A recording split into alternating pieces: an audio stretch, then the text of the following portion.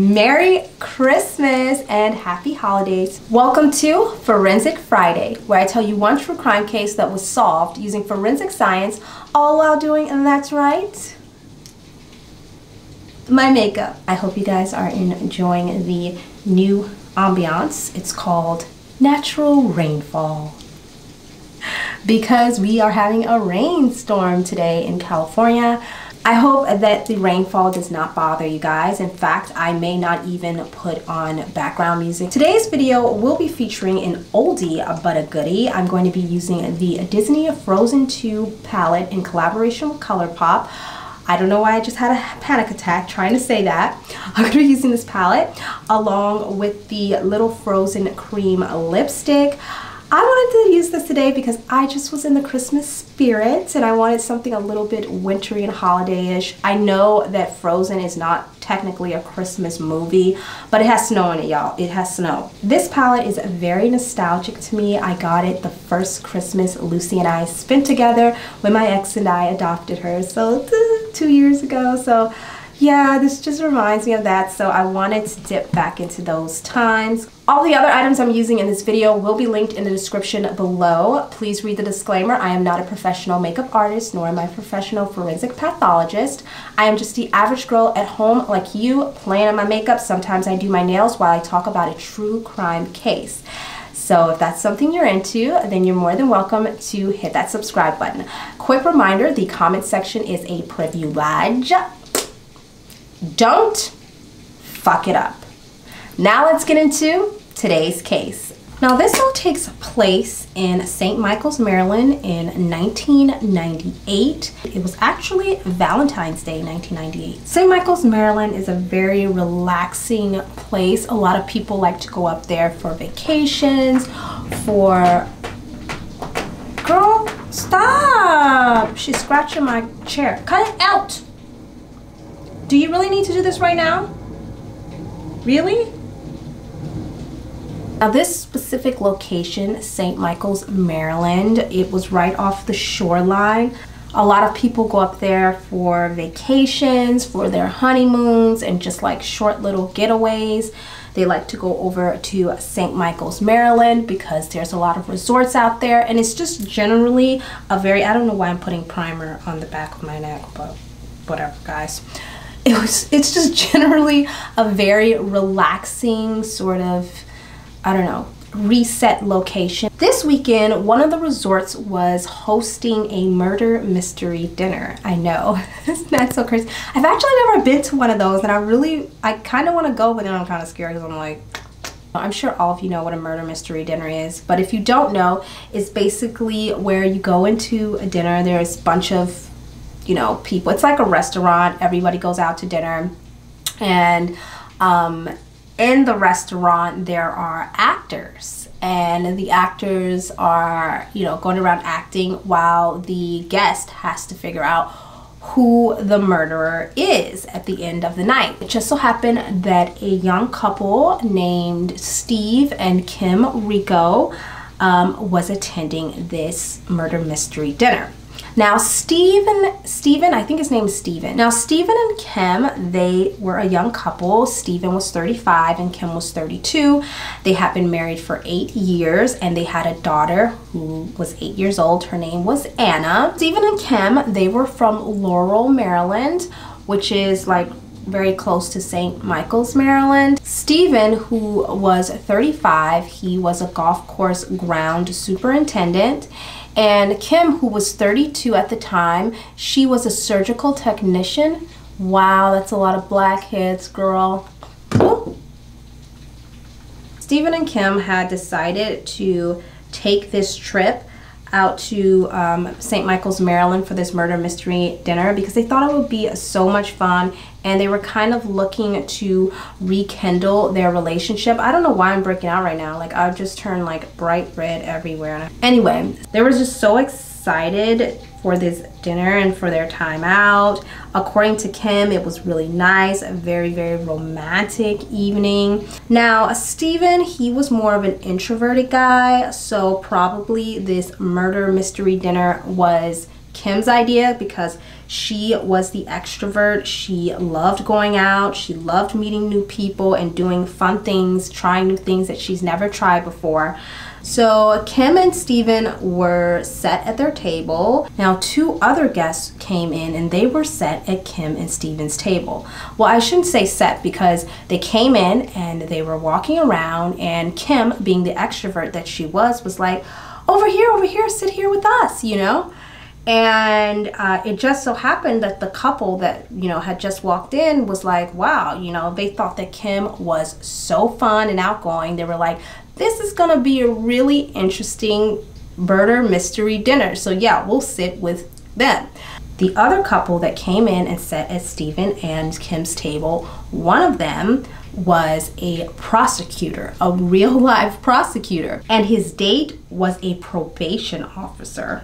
So this is going to be interesting. I feel like they're going to probably solve this mystery really quickly, you know? The murder mystery dinner ended very, very well. Kim was very, very involved in the entire, you know, murder mystery game, and even helping to solve who had done it. And it was overall a very successful night. They had a lot of fun, they met new people, and it was just a really, really nice night. Now after the dinner, they go back to their hotel room. A little bit later, Kim decides she needs to run some errands and she has to go to the corner store. So Kim leaves and she goes to the corner store. So Kim arrives back to her hotel room around 1:30 a.m. and she's walking up to her hotel when she sees flames through the window, like coming through the window. And so she starts to, you know, she starts to panic. She runs down the hall, finds an attendant, someone who works there at the hotel, and she tells them like, hey, my room is on fire. So at this point, she had left Steven inside of the room and she's just thinking, oh my God, Steven's in there. They call the cops arrive. They eventually put out the fire. Steven was inside and they found his body burned alive at the foot of their bed. Do not look up those pictures online, guys. Do not. Don't look it up, trust me. Because I know some of y'all are gonna be curious. I'm just forewarning you. Kim was a complete mess. She was a wreck. She was freaking out and telling police, like, you know, she had just went to the store really quickly and left him in here just a little bit ago. She told police that when she left, Steven was alive and he was sitting on the floor and he was watching TV. Now, when police came in, they found beer bottles in the room. They found cigars, cigar wrappers, you know, which told them that obviously someone had been smoking in the room, and that is probably how the fire was lit. But there was just something about the fire that wasn't making sense. Now they brought in forensic scientists, our boys, and, you know, they brought in the fire department as well to run their investigation to see what the heck happened. So the first thing investigators were focusing on was figuring out how the fire was started in the first freaking place. When they were doing their investigation, they found cigar wrappers near Steven's body. They found beer cans and bottles on the nightstand. They found a magazine, a pornographic magazine. I mean, listen, you guys know I do not judge, honey. I can't judge. People got needs, all right? I got mine, so I can't judge him, all right? Don't you guys judge either. No sex shaming over here, okay, honey? Steve's shirt was kind of burned off, and but he did have his bottoms on, and he was laying on the floor. And he was in his pajama clothes, so it appeared as though Steven had been drinking and smoking and looking at a pornographic magazine when this fire kind of occurred and happened. Maybe he fell asleep. The fire wasn't that large of a fire. It didn't even fill up the entire room. In fact, there wasn't enough air in the room for the entire room to become engulfed in flames. So the only thing that actually ended up being on fire was the area where Steven's bed was and where Steven was. And because the fire didn't get that big, they figured out very quickly that it was not an electrical fire. It wasn't a fire started by anything like that, no short circuits or anything. They checked all of that. They were going off of the theory at this point that the fire had been started by Steven smoking a cigar and leaving it unattended. However, there was no cigar found at the scene of the crime. If the fire was started by a cigar that Steven was smoking and had left unattended, where was the goddamn cigar? That's what they were trying to figure out, and what I'm trying to figure out, where's the cigar? So this is when investigators started to think, okay, it ain't adding up, it ain't adding up. And the only other person that was here with Steven was Kim. So they decided to talk to Kim. You know, they brought Kim down to the station. They told her they wanted to talk with her. And Kim, she was very forthcoming. She told the investigators that she had gone out to run some errands at a nearby store. She wanted to pick up a few things. And she came back around 1 a.m. in the morning. And Steven, that's when she found the fire. Prior to her going to the store and picking up these items, she did tell police that, you know, her and Steven did not have the best of relationship, and that they were actually there on vacation to rekindle their relationship. Okay, here we go. Here's the truth. It's coming out. According to friends and family members, Steven and Kim were not a good match. They say that Kim was going around telling everyone that she wanted to leave Steven because she was super extrovert, and Steven, he was an introvert, and she just didn't like it. It really got to her that he was so introverted and he didn't want to try new things. And see, guys, this is why you need to find your match, because this is too much for me. Really? Just because he's introverted? I thought opposites attract. I don't know. So police did a little digging and they found out that Kim actually was having an affair. I'm not surprised. She was having an affair with a person 10 years younger than her, which, girl, listen, I'm not shaming. Like I said, I don't shame anybody. To each his own. As long as everybody is legal and of rightful age, you can do whatever you want. So Kim was dating this new younger man, okay, and she was really, really into this guy. And she was kind of just like over it at this point with Steven. She had gone around telling family members and friends that she was ready to get out of the marriage. She didn't really want to be a part of it anymore and that she was going to leave him. But she would also not ever leave him. Again, I don't understand. I hate that. I hate when people do that. Look, bitch, if you're gonna leave, leave. Just leave. Don't keep threatening to leave me and then don't leave. Just go. Okay? If you're gonna do it, you're gonna do it anyway. But Kim was like this. She was threatening all the time that she didn't want to be with him and she wanted to leave. But then, you know, towards the end of things, she was like, well, you know, he needs to work on himself. He needs to work on it. If he worked, you know, giving him some sort of hope, as though if he worked on himself that she would stay with him. So that is what Steven was trying to do. And that's the reason why he planned this whole trip to go to this murder mystery dinner, because he knew Kim would like it and he wanted to rekindle their relationship because it was dying at this point. And Kim kind of played games with him because she was still seeing this younger man. She wasn't going to stop seeing him, but she was also telling him like, oh, just work on yourself. I honestly think that she wanted to leave him the whole time, but probably she didn't have no money. Friends and family members say that Steven loved his family. He loved his daughter and his wife, and it was the most important thing to him. And so, of course, he was willing to try to fix the relationship, and he actually was really excited to go on this weekend getaway with her because he really wanted to, you know, redeem himself, I guess. The investigators also found a plastic bottle at the scene of the crime that was half melted. This is what they refer to as a pointer because it points in the direction of the fire, where the fire was started.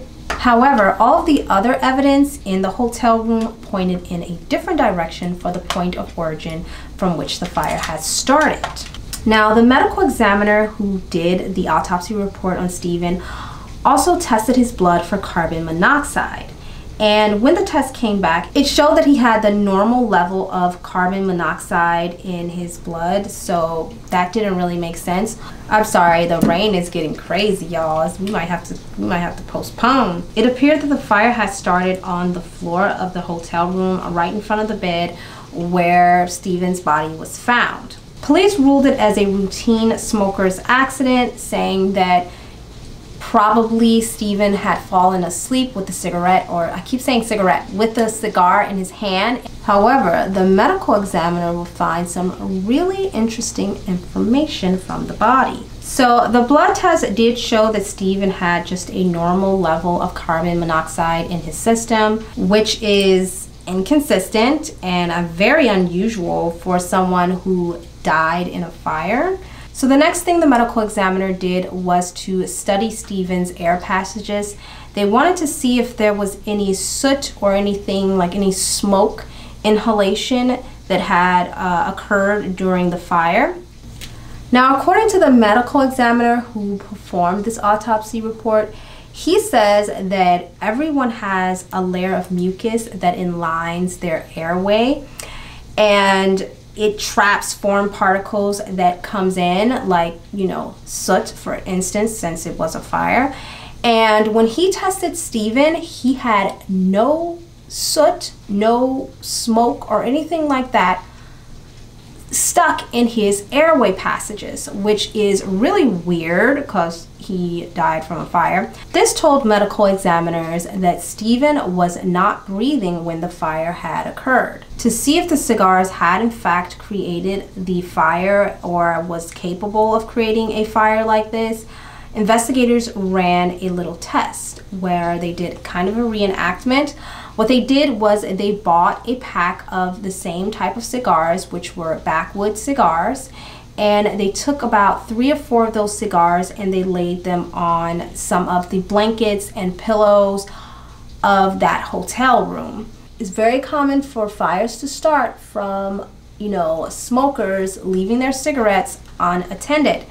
So actually, this is the main reason why a lot of hotels use flame resistant blankets and sheets and pillowcases. I don't know if you guys know that, but they use some sort of detergent or something. I don't know how they get it, but it's usually flame resistant. The investigators lined up these 4 cigars onto the pillowcase. They just wanted to see, and one after another, each of the cigarettes burned the pillowcase, but it just left a burnt mark on the pillowcase. The pillowcase never went into flames. The other thing I forgot to tell you guys was that they also didn't find any bud to the cigars either. So as you can imagine, this was a major red flag, and this is when investigators really started to get on board with the medical examiners and say something's not right here. It's some sort of foul play. And that was not all, you guys. They found another inconsistency with the accidental smoking theory. Steve was not a smoker. The man didn't even smoke. Child. One of Steven's friends told police that there was this one instance where he was working at the golf course and some, I don't know, like some person came up and was selling cigars on the golf course. And he was like, and his friend was like, hey, you want to get some cigars? And he was like, no, I don't want any. And he was like, I don't know how people can smoke those things. Like, they're so gross. Now it's time to go into the pellets. But anyway, back to the story. So now at this point, investigators are trying to figure out if Steve Rico was dead when the fire had started, then what killed him? Because they had no signs of any other injuries on him other than a fire. Like, nothing was showing up in his toxicology report, nothing, you guys. So at this point, they needed to bring in the big dogs. And I mean, literally. They brought in cadaver dogs, and these are special dogs who are detectives. They're trained detective, which I hope someday my little Lucy could be a trained detective. I'm sure she could be, but these are trained detective dogs, and they were brought in to sniff out accelerant. They wanted to see if any accelerant was put onto the floor where Stephen had been laying. And the dogs did pick up a scent right around the area at the foot of the bed where Stephen had passed away. So the forensic scientists went in and they got a sample of that area near the floor where the dogs had picked up the scent for accelerant. But when they sent it out to the medical labs, unfortunately, they were unable to identify the accelerant that was used. So all of the evidence that the detective dogs found and the work that they did wouldn't be admissible in court. Whoa, what's going on? Guys, this rain is so loud. I don't know what to do. I'm so sorry. I hope you guys aren't gonna get like click out because it's so loud. Just think of it as my background music, seriously. Now, even though they didn't have any evidence, the fire marshal went ahead and ruled the fire arson, which I'm glad he did that, because then that means that it has to be investigated. It's not just gonna, you know, be an accident. Another thing that was really fishy was that there was beer bottles found in the hotel room, and Kim did tell police that Stephen had been drinking very heavily that night at dinner, and when she left him, he was also drinking, so he should have been pretty tipsy. But the toxicology report came back and he was negative for any alcohol in his system, which again doesn't make any sense if he was drinking like the way she said he was. In addition to investigators finding out that Kim and Stephen's relationship was on the rocks, they also found out that Stephen had a life insurance policy for $400,000. And get this, Kim took out an additional $250,000 on Stephen's life insurance policy. Girl, I mean, what are we doing now? Is this like a new career? Marry people, kill them for the money? Like, what the heck?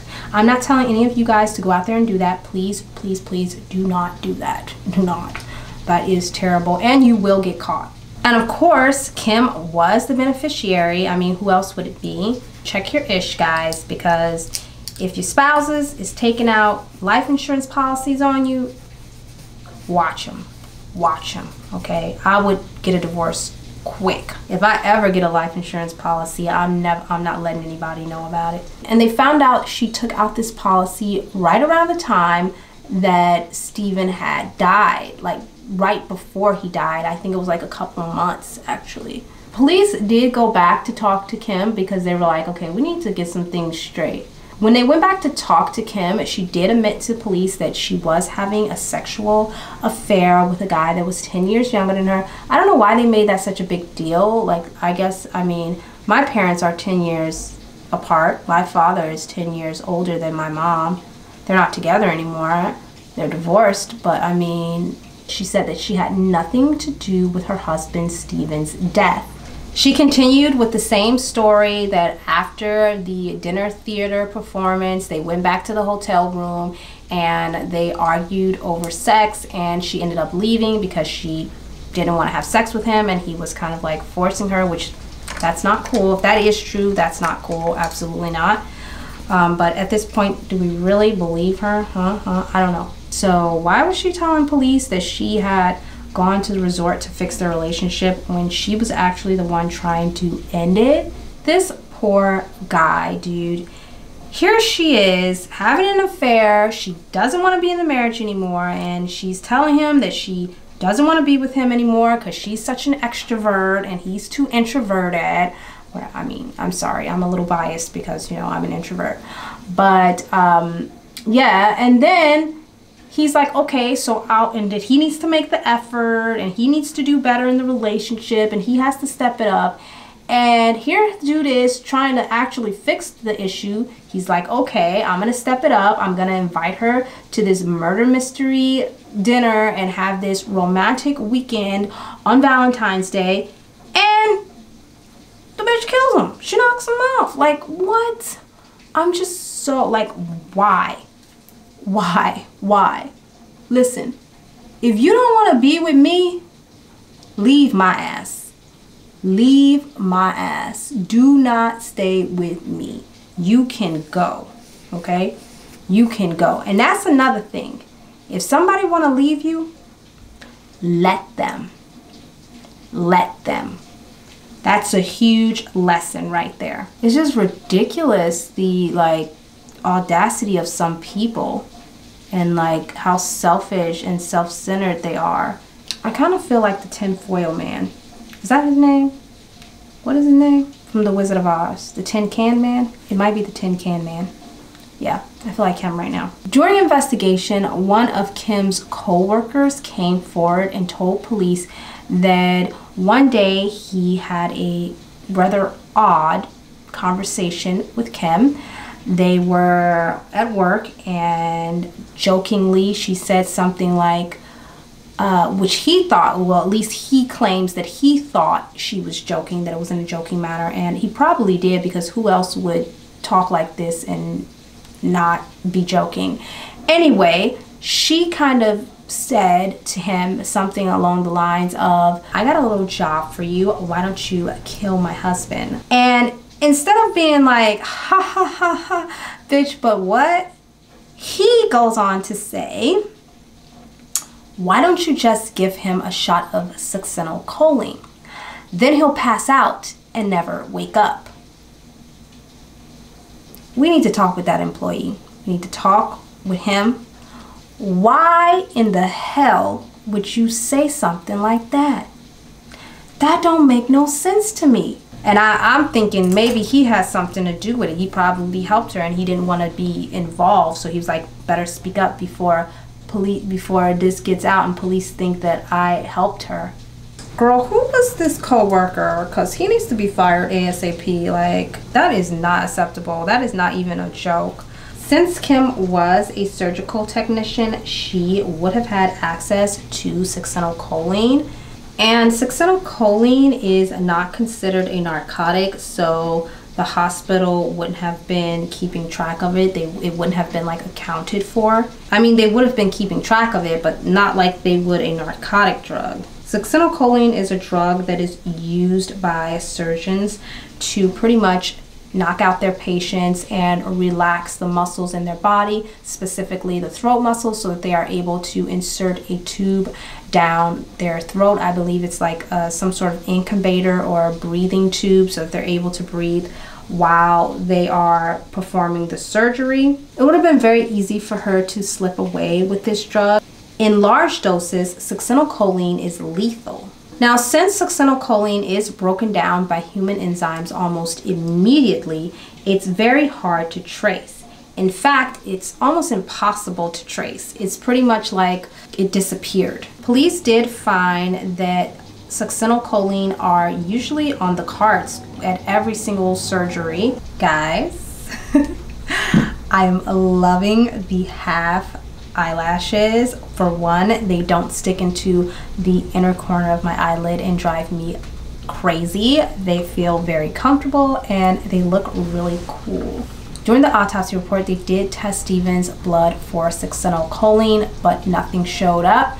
They also tried to find other labs that might be able to find traces of succinylcholine through skin tissue, but they had no luck there either. They weren't able to find any labs that could find traces of succinylcholine. So the next thing investigators did was to try to find what store that Stephen had purchased the cigars from. They visited 26 convenience stores in the area before they finally caught a break. In one of the convenience stores, they found the same set of cigars. And when they questioned the clerk at that store, she told them that she actually remembered someone coming in and purchasing those cigars that night and a sack of beer. but that it wasn't a guy, it was actually a woman. So police showed her a picture of Kim and asked, is this the person you saw that came in to purchase the cigarettes? And she was like, yeah, that's her. She positively ID'd her. She said that Kim came up to the counter wanting to purchase a case of beer, and she also grabbed a packet of those cigars. And she remembered this clear as day because she really loved the color of Kim's hair. Kim was a redhead, so her hair was really this bright, vibrant red. And the store clerk asked her, hey, where did you get that hair dye? Because it's beautiful. That is when Kim got an attitude and was like, this is my real hair. She got really irate and told the clerk that it was her real hair, and she was like so offended about it, and she stormed off out of the store. The store clerk thought that this was very bizarre, like it was just a mistake. She didn't know that Kim's hair, obviously it was her natural hair color. She just presumed it was hair dye because of how vibrant it was. This obviously didn't make any sense because Kim said that when she left the hotel that Steven was still inside. He was sitting on the floor reading a magazine, smoking a cigar, and drinking a beer. But how could he have been doing that before she left if she purchased the beer and the cigarettes on her way back to the hotel room? It ain't making sense, girl. Kimberly. Police was like, okay, we got her. Something ain't right here. We definitely got her. The jig is up. You ain't about to get away with it this time, Kim Possible. The cigars found in the hotel room had a, price label on it. And when police looked at the price sticker and they went back to that same convenience store to find out if the price label came from that convenience store, and it matched. It was the same price stickers that convenience store used. So that was proof that the cigars were actually purchased from that convenience store in particular. Kimberly had been the one to purchase that. It just so happened because of Kimberly's harsh reaction, the store clerk had embedded her into her memory. Plus, Kimberly was a woman and she was purchasing cigars, and the store clerk also thought that was very odd. She just had never come across a woman who liked cigars and nonetheless would come into a convenience store and purchase any. So I guess that was weird to her as well. Although I don't find that too weird, but I guess if you've never seen it before, it might be a little weird. But even with all of this evidence, the state's case was really weak because they didn't have any evidence that accelerant was used to light the fire. And they also didn't find any traces of succinylcholine in Steven's blood. So this was gonna be difficult for them. So police went and they arrested Kimberly. They charged her with first-degree murder and arson in the death of her husband, Steven. And she pleaded, guess what? You guys already know. She pleaded not guilty. She pleaded not guilty, I know. Oh my God, this eye look is definitely feeding my Sugar Plum Fairy cravings. I kid you not, I'm so obsessed. I've come a long way, you guys, since I started. And you guys know, if you saw my first makeup videos, you would know. With no traces of succinylcholine found in Steven's body and no trace evidence of an accelerant being used, the prosecution was forced to use a process called conclusion by exclusion. So basically, they had to rule out all of the other possibilities, all of the other ideas, till they got down to the one probability. Oh my God, I look like a fucking doll right now. I feel like Elsa. I really, really feel like Elsa. Using the circumstantial evidence, the prosecution argued a number of different things. They said due to the fact that he didn't have any soot in his airway and his lungs that showed them that he wasn't breathing at the time he was set on fire. With all of the other information that they had, he was a healthy guy, he wasn't sick, he didn't have any diseases that will cause him to just suddenly die or pass out or anything like that. The prosecution The prosecution felt that Kim had thought out strategically and planned her husband's murder long before his death.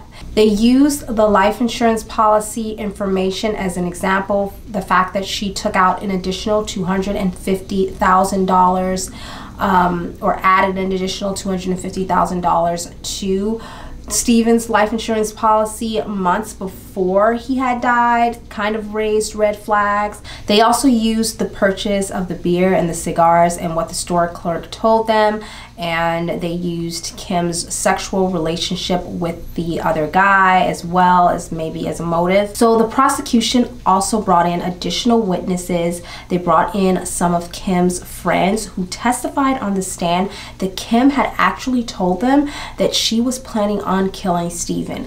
My question is to that friend, what the hell, dude?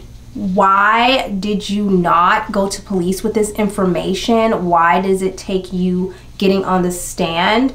Somebody's telling you they're planning on killing someone else. Like, the prosecution believed that on that night after the murder mystery dinner, the couple headed up to their room, and later on that night when Steven had fallen asleep, Kim injected him with the succinylcholine, and once he was passed out, she then left to get the items to stage the scene to make it look like an accidental fire. You know, she was the one to place the beer bottles around the room and to place the cigar packages around and to stage his body on the floor with a porno magazine before lighting him on fire.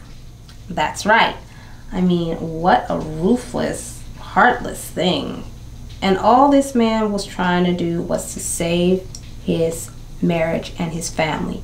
He literally got lit on fire because he was an introvert. And she was a psycho bitch extrovert. Okay, I'm sorry. I'm not like coming for extroverted people, okay, because I actually like you guys. Honestly, you keep me alive, otherwise I would just die in my house. But can you believe that? I just like I'm shocked. So that is the argument that the prosecution had, and with all the circumstantial evidence, I mean, I think it's pretty clear that Kimberly did it for sure. I mean, at this point, like, this is the times when I really feel bad for the children that are involved in these types of situations, because growing up, like, after this happening, what do you do knowing that your mother killed your father? Like, she literally murdered him. I don't know. It's just tough. It's tough. They believe Kim was able to start the fire by pulling Steven's t-shirt over his head and using an accelerant, which they weren't able to identify, but the fact that there was accelerant there, cadaver dogs sniffed it out, so there definitely was. They just weren't able to identify what accelerant it was used. I just think it's so cute that the dogs like solved cases or helped solve this case. But it was really the forensic science that actually brought this case to light and helped solve it, because it was the initial medical examiner who was like, hold up, this ain't right. Homeboy didn't die like this. We need to investigate. Otherwise, the police would have just ran on with it being an accident like they always do. They actually believe that Kim already had the beer and the cigars ready to stage the scene, and she just left that night after she had set the fire and came back hours later just to create some alibi. Thanks to forensic science and some good police work, Kimberly Rico was convicted of first-degree murder and first-degree arson. She was sentenced to life in prison. So the good news is, since this case has happened, there has been some new developments in the scientific industry as far as identifying succinylcholine in tissue and even in embalming tissue. That's good news. Nobody can poison us with succinylcholine without us knowing. I mean, we won't know, but the police will still know, and they'll still catch your ass. So I cannot believe we made it through the storm. literally. So thank you guys if you sat through this video with the rainstorm. What did you guys think about this case and my makeup look? Please let me know in the comments down below. If you like videos like these, you can check out my last episode. I'll leave it linked on the screen right here or right here. Like, comment, subscribe, and share. Please share because it really helps me out. And I'll see you guys next week with another Forensic Friday, Saturday, or Sunday. It'll probably be Friday though, no promises, episode. Bye! Merry Christmas and Happy New Year.